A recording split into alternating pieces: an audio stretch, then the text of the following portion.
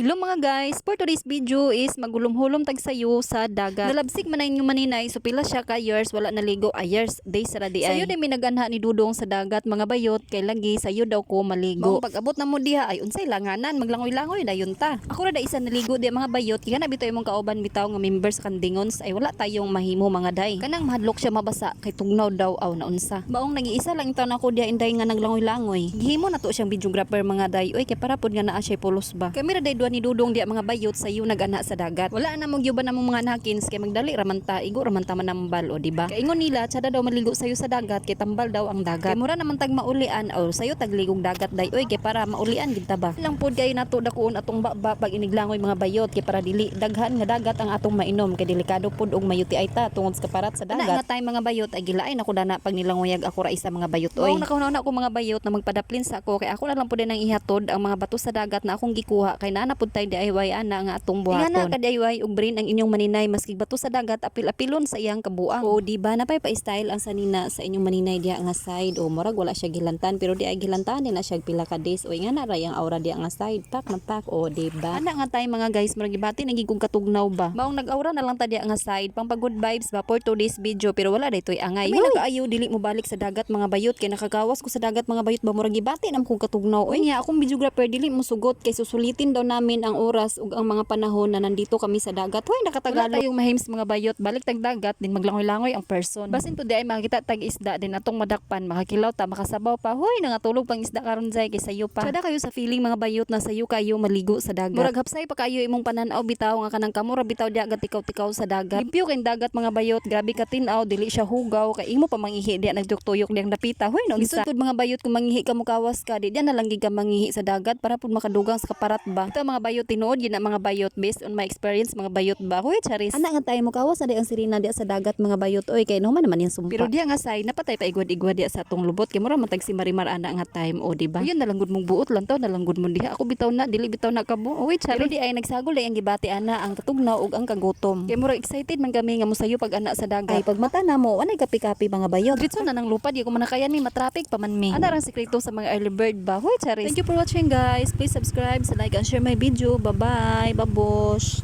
Ulit na mi guys. Kami na dito.